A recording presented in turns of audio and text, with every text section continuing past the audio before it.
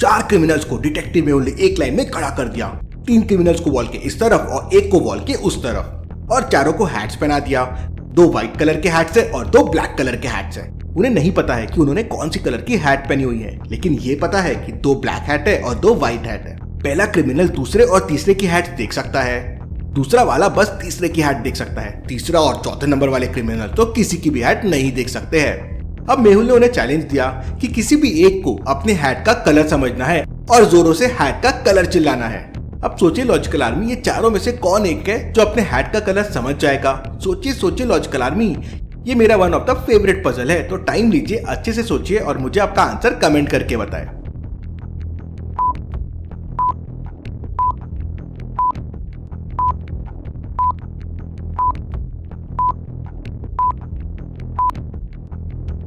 चलिए इसका आंसर देखते हैं। फर्स्ट वाला सेकंड और थर्ड को देख सकता है। अगर सेकंड और थर्ड ने सेम कलर की हैट पहनी हुई है, समझ लीजिए ब्लैक ब्लैक, तो वो समझ जाएगा कि उसकी हैट का कलर व्हाइट है।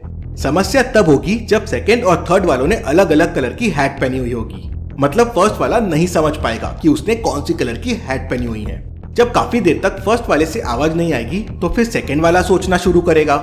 अब सेकंड वाला ऐसा सोचेगा कि फर्स्ट वाले ने नहीं चिल्लाया है, मतलब मेरी और थर्ड वाले की हैट का कलर अलग अलग होगा। अब उसको थर्ड वाले की हैट का कलर तो दिख रहा है, मतलब उसकी हैट का कलर उस हैट की कलर से अलग होगा। अब समझ लीजिए थर्ड वाले ने ब्लैक कलर की हैट पहनी हुई है, मतलब उसकी हैट हो गई व्हाइट और वो जोरों से चिल्ला देगा व्हाइट कलर। सही था ना ये? अगर आपको नहीं समझा तो मुझे कमेंट में बताओ, मैं और अच्छे से एक्सप्लेन कर दूंगा। चलिए अब अगली पहेली देखते हैं। एक प्रिजन में 15 कैदी है।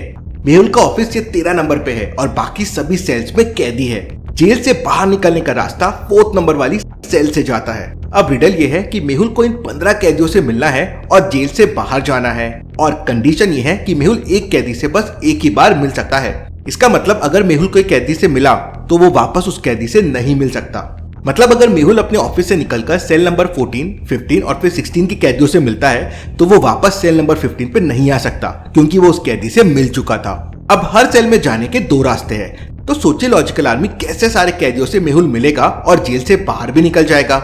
इसका आंसर सिंपल है लेकिन थोड़ा लॉजिकल है, तो वीडियो को पॉज करके सोचिए।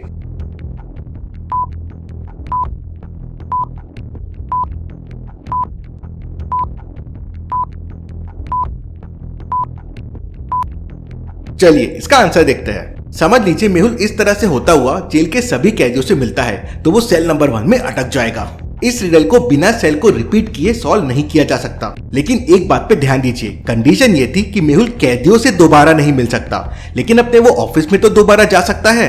तो मेहुल पहले सेल नंबर 13 से निकलेगा, सेल नंबर 9 कैदी से मिलेगा और वापस अपने ऑफिस में आ जाएगा, और उसके बाद सेल 14, 15, 16 से होता हुआ 12, 8, 7, 11, 10, 6, 5 और 1, 2, 3, 4 से एग्जिट हो जाएगा। सही दिमाग लगाया ना मेहुल ने, लेकिन क्या आप ही सोच पाए थे? चलिए अगली पहेली देखते हैं। मेहुल और कुशल दोनों एक दूसरे को एक टेबल कॉइन गेम के लिए चैलेंज करते हैं। गेम ऐसा है, पहले कुशल टेबल पे कॉइन रखेगा और फिर मेहुल टेबल पे कॉइन रखेगा। ऐसे दोनों कॉइन्स रखते जाएंगे और जो लास्ट में कॉइन रखेगा वो जीत जाएगा। मतलब उसके बाद टेबल फुल हो जाएगा और कॉइन रखने की जगह नहीं बचेगी।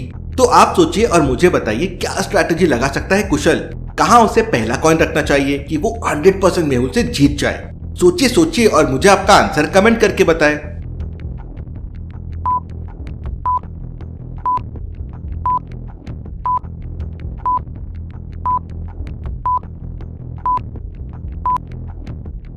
चलिए इसका आंसर देखते हैं। कुशल को पहला कॉइन टेबल के बीच में रखना चाहिए। उसके बाद मेहुल जहां भी कॉइन रखेगा, कुशल उसके एग्जैक्ट अपोजिट साइड में वही कॉइन रख देगा। ऐसे में कुशल के पास हमेशा अपोजिट साइड में एक जगह होगी, जहां भी मेहुल कॉइन रखेगा कुशल उसके अपोजिट साइड में रखता जाएगा। फिर एक टाइम के बाद टेबल फुल हो जाएगा और मेहुल कॉइन नहीं रख पाएगा और कुशल जीत जाएगा। सही था ना ये? चलिए अगली पहेली देखते हैं। मेहुल एक बिल्डिंग के ऊपर फंस जाता है। उसे नीचे आने के लिए कोई रास्ता नहीं रहता है। बिल्डिंग की हाइट 200 मीटर है और 2 फ्लोर्स में स्प्लिटेड है। दोनों फ्लोर्स 100 मीटर के हैं और दोनों फ्लोर्स पे एक हुक लगा हुआ है। मेहुल के पास 150 मीटर की रोप है और एक नाइफ है। मेहुल रोप को इस तरह से हुक से बांध के नीचे आ सकता है, लेकिन वो 150 मीटर ही आ पाएगा, 50 मीटर रह जाएगा। और अगर मेहुल फ्लोर 1 पे रुक जाता है तो समस्या ये है कि मेहुल को रोप वापस कैसे मिलेगी? वो तो ऊपर वाले हुक से बंधी हुई है। तो सोचे लॉजिकल आर्मी, मेहुल किस तरह से हुक को यूज करेगा, रोप को यूज करेगा और नीचे आएगा। ये बहुत ही इंटरेस्टिंग सवाल है, तो अच्छे से सोचिएगा।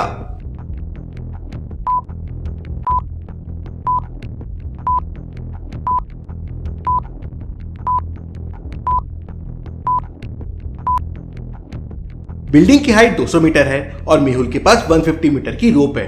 मेहुल के लिए मेन प्रॉब्लम ये है कि जब वो फर्स्ट फ्लोर पे आएगा तो उसे रोप वापस कैसे मिलेगी। मतलब मेहुल को बस ये सोचना है कि फर्स्ट फ्लोर पे उसे रोप कैसे मिलेगी। मेहुल ने 150 मीटर की रोप को दो पार्ट्स में काट दिए, 100 मीटर और 50 मीटर, और फिर उसने 100 मीटर के रोप के एंड को इस तरह से बांध दिए तो वो रोप पूरी 50 मीटर की हो जाएगी और सर्कुलर हो जाएगी। फिर उसने 50 मीटर की बची हुई रोप को और ये 100 मीटर की रोप जो घूमी हुई है दोनों को बांध दिया, तो अब ये 100 मीटर हो गया। अब ये 100 मीटर की रोप यूज करके मेहुल फर्स्ट फ्लोर पे आ गया। फिर वो जो सर्कुलर रोप थी उसे उसने काटा और नीचे खींच लिया, मतलब पूरी 100 मीटर वापस मेहुल के पास आ गई। फिर उसने ये 100 मीटर की रोप को सेकंड वाले हुक में बांधा और नीचे फेंक दिया और रस्सी की मदद से नीचे आ गया। डिटेक्टिव मेहुल रॉक्स, क्या आइडिया लगाया। क्या आप ये सोच पाए थे? चलिए अगली पहेली देखते हैं। आपके सामने दो आर ग्लास है, 7 मिनट्स का आर ग्लास और 4 मिनट्स का आर ग्लास। 7 मिनट का आर ग्लास मतलब अगर मैं ग्लास को ऐसे रख दूं तो सैंड को ऊपर से नीचे आने में टोटल 7 मिनट्स लगेंगे। वैसे ही 4 मिनट्स के आर ग्लास को 4 मिनट्स लगेंगे। अब इन ग्लासेस को यूज करके हम 7 मिनट्स और 4 मिनट्स तो आराम से कैलकुलेट कर सकते हैं। अब आपके सामने टास्क ये है कि इनको यूज करके आपको 9 मिनट्स कैलकुलेट करने हैं, मतलब 4 मिनट्स और 7 मिनट्स के आर ग्लास को यूज करके 9 मिनट्स। तो सोचे लॉजिकल आर्मी, आप ये कैसे करेंगे?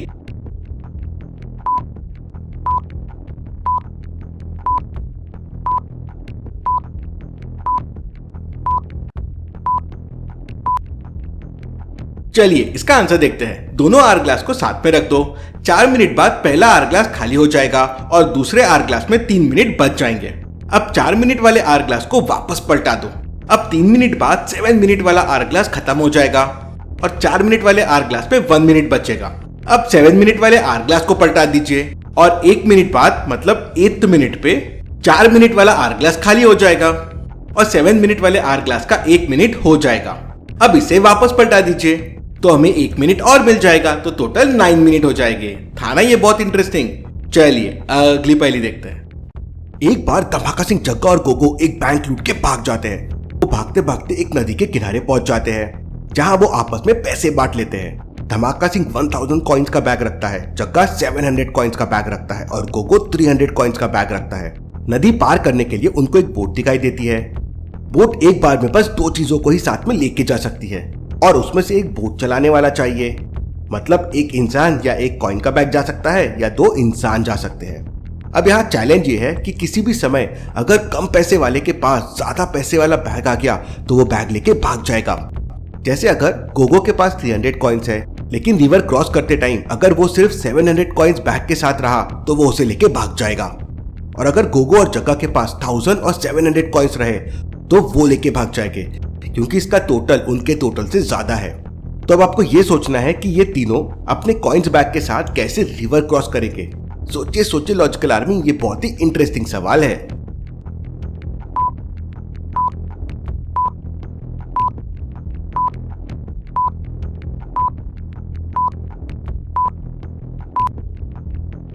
ये समझ लीजिए सबसे मेन टास्क है 1000 कॉइन्स के बैग को यहाँ से वहां लेके जाना और 700 और 300 के कॉइन्स हेल्पर बैग जैसे काम करेंगे।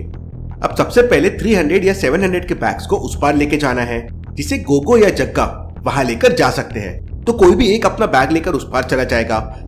समझ लीजिए पहले गोगो अपना 300 कॉइन्स का बैग लेकर उस पार गया और फिर वो बैग रख के वापस आ जाएगा। फिर धमाका सिंह 700 कॉइन्स का बैग लेके उस पार जाएगा। अब धमाका सिंह बैग लेके जा सकता है क्योंकि उसके पास टोटल 1000 कॉइन्स है, तो 300 ऑलरेडी वहां है और 700 वो लेके जाएगा। तो इस तरफ भी कॉइन्स बराबर होंगे और उस तरफ भी कॉइन्स बराबर होंगे। वो 700 कॉइन्स वहां रखेगा और धमाका सिंह वापस आ जाएगा। अब गोगो और जग्गा जाएंगे और गोगो अपने 300 कॉइन्स लेके वापस आ जाएगा। फिर धमाका सिंह अपने 1000 कॉइन्स लेके नदी पार कर लेगा और फिर जग्गा अपने 700 कॉइन्स लेके वापस आ जाएगा। तो देखा आपने कितना स्मार्टली धमाका सिंह और 1000 कॉइन्स ने रिवर क्रॉस कर लिया। अब गोगो और जग्गा साथ में रिवर पार करेंगे। अब सिर्फ धमाका सिंह वापस जा सकता है क्योंकि यहाँ पे 1000 कॉइन्स पड़े हैं और जग्गा और गोगो का टोटल 1000 कॉइन्स होता है।